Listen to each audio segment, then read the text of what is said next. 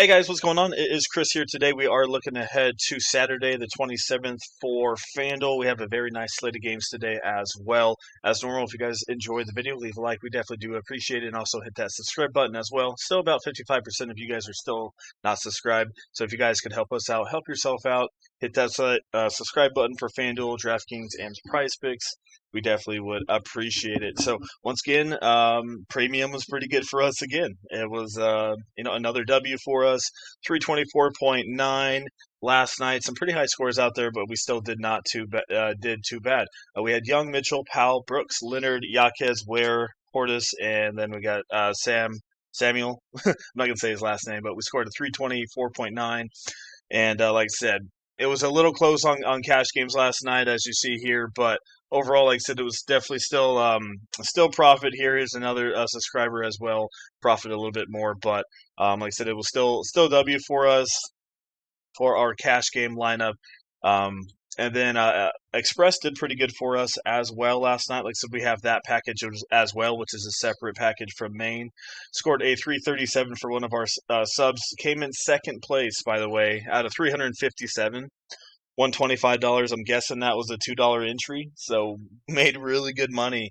If you would have, obviously would have bet 20 or 30, probably would have won three, four, $500 on this one last night for our Express. So, yeah, come join us for our Express / After Hours package. That is $25 per month.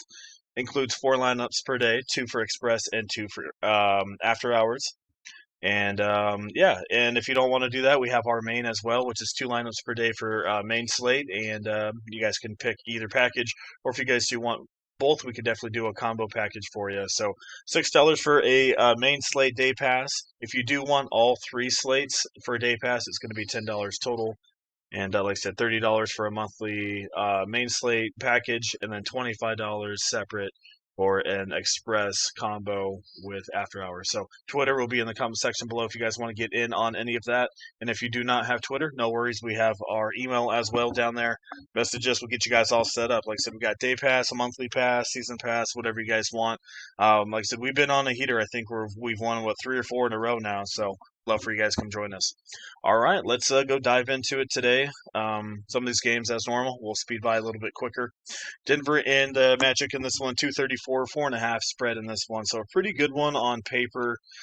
Denver defense is pretty good. They do struggle against the power forward position quite a bit. Denver does, and Paulo Banchero is your power forward. So he is a little expensive at 9,800, but his usage is still there. Suggs is out still. Wagner's going to be out. I know he's had a down game the last couple, but you know, in GPPs, I think his ownership will be low. And like I said, it's a half decent matchup for him on paper here at 98.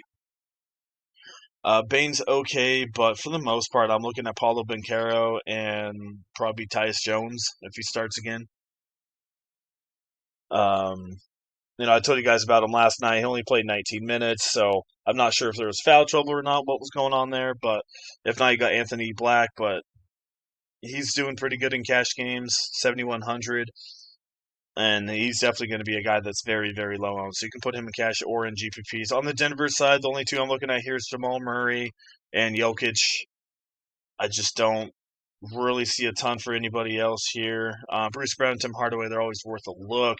But for the most part, Orlando is a pretty good defense. And also, if Goga is out again, definitely look at Nikola Jokic. He could absolutely destroy because Goga's a pretty good defender. So that's what we got going on there. Phoenix and New Orleans, they literally just played last night. And we have a 237, 4.5. So I think it was a 239 last night. Also, I'm not sure if any of these guys are going to sit on a back-to-back. As of now, there's nobody out, but guys like Zion, Mark Williams are always guys that are considered to sit on back-to-backs. I told you guys about Booker last night. He was a solid play, 47.3. Price went up $300, but still worth a look in this one. Colin Gillespie's going to be worth a look. In our Express last night, we had Mr. Jordan Poole. If you guys saw there, he had 44. So one of the guys that nobody had in Express. Don't know if I'd pick him tonight. he's just so all over the place, and he really did good on the defense, so that's really what propelled him. Brooks is still worth a look, but do I need any of these guys? No. If Zion's out, Queen definitely comes into play more. Sadiq Bey comes into play a little bit more as well, and especially if Herb Jones is out. So for me, I need to just see what's going on with Mark Williams and Zion. It's a back-to-back. Like I said, these guys are notorious for sitting on back-to-back, so keep an eye on that one. All right, moving on to the later games. Thankfully, all the games are pretty close today. We should get the news relatively quick on a lot of these guys. Brooklyn and Minnesota. Where are we at? 225.5 and a 12.5. Oof, man. Let's see. Yeah, so Edwards is going to play in this one. Edwards is in a really good spot if you want to play him. It's not going to be a competitive game, so I don't know if I want to pay 99 for the guy.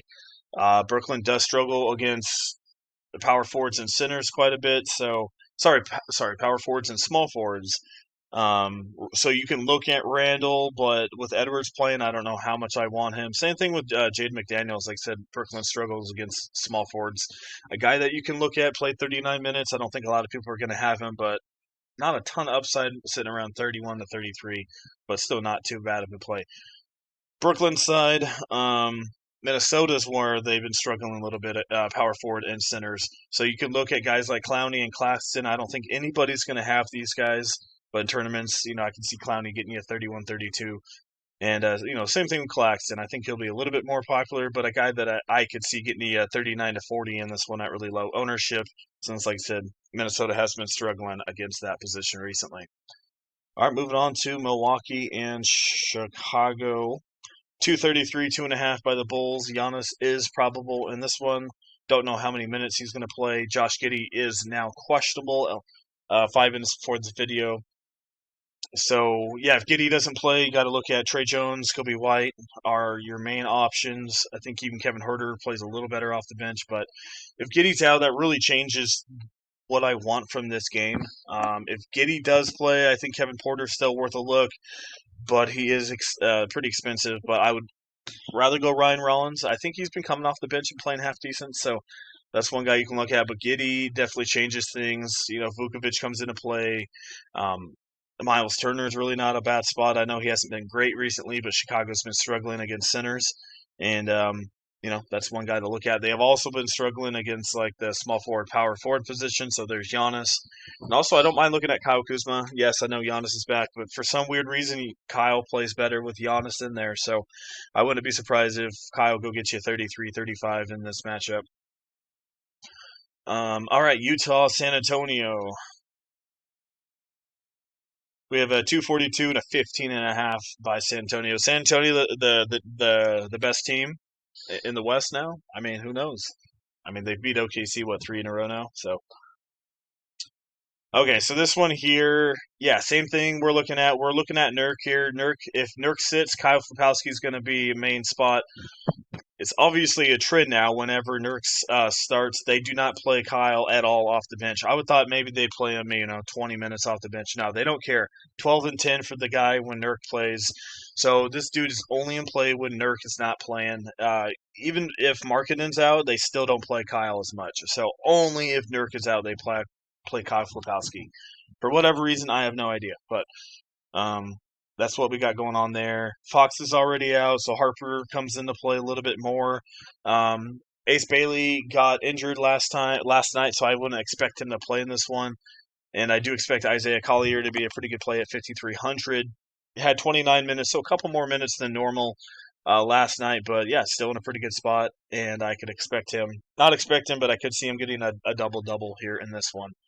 And that's kind of what I got going on there. I did mention Mikhaili last night against Detroit. How did he do? 19. Okay, I thought he did a little bit better than that. Because I think in the first half he was doing half decent. All right, New York and Atlanta. A pretty good one in this one. We'll have to see, like I said, if Young's sitting on a back-to-back. If not, Brunson comes into play at 9,200. Atlanta has been struggling against shooting guards and small forwards. So Mikal Bridges comes into play. OG comes into play again. Josh Hart is out, so I do like OG a little bit. He sucked yesterday, so I apologize if you picked him. Economo's just been absolute trash. I've been trying to pick him in GPPs and he just sucks. So I wouldn't be surprised if he goes off for 55 in this one if I don't pick him. Cleveland and Houston, we're gonna move on because, like I said, not a lot going on in that Atlanta game. I mean, like I said, Young, Brunson, Mikal Bridges, OG, all the main guys, they're all worth considerations for sure. But there's no value plays as of now. Cleveland and Houston, as I mentioned. We're going to have to see what's going on with Alfred Sengun. He is questionable with calf injury. He did play last time out against the Lakers, but he, didn't play the greatest. 6 turnovers, 14 points, 12 rebounds. So keep an eye on him. If he's not available, Steven Adams obviously gets probably the starting bump there. Mobley get priced up to 77. Not too into him tonight. Small forward is one spot that Cleveland does struggle at. So Kevin Durant is definitely in a prime spot. Even if Sengun is here, I do like playing Kevin Durant tonight. And you could also maybe look at Eason and GPPs off the bench if he does do that. Cleveland also slightly been struggling against point guards recently, so that's another half-decent cash game spot for him. Houston, not too good against small forwards. You can look at Sam Merrill, Tyson. It just depends on who you want to go for. Merrill has been playing half-decent at 4,500 and got the starting nod, so that's one guy that you can continue to look at. And also DeAndre Hunter, like I said, he's been shooting the ball a lot better, just not getting a lot of blocks and steals. So, I mean, if he can, put together 13-3-2, 2-1, he can go get you 25 points. So, Hunter's a GPP option for me. Moving on to Indiana and Miami. In this one, Bam Adebayo and Tyler Hero are both questionable. It was a back-to-back. Sorry, it's a back-to-back for Miami. So Bam may play in this one since he didn't play last night. If he continues to be out, Ware's going to be in a good spot. But Indiana struggles against centers recently, so Ware or Bam is in, like I said, a pretty good spot. Norman Powell in a pretty good spot as well. Shooting guard, Indiana struggles at, and he's been popping off. If Tyler plays, obviously that changes things a little bit for for Norman Powell. So that's mostly what we have going on there. Nobody I really care for Indiana too much. I mean, if Neesmith is out again, you can look at Ethan Thompson at 4,200. Even off the bench, he's playing half decent defensive player. So if you need 23-24, Ethan Thompson at 4,200.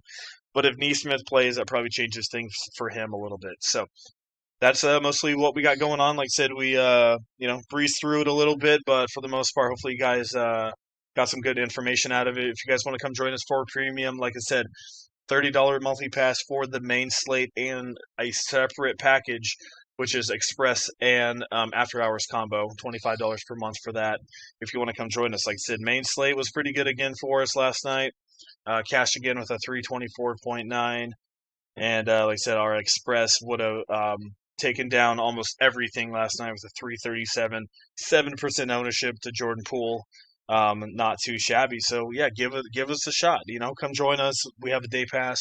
We have a $6 day pass for the main slate, and if you guys want after hours and express included, we can do it all for $10. So $6 for 10 lineups. Like I said, if you're interested, Twitter will be in the comment section below.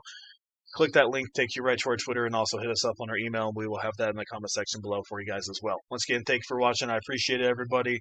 Leave a like if you found this video helpful, and also, like I said, hit that subscribe button as well. All right, once again, we'll see you here in the next one.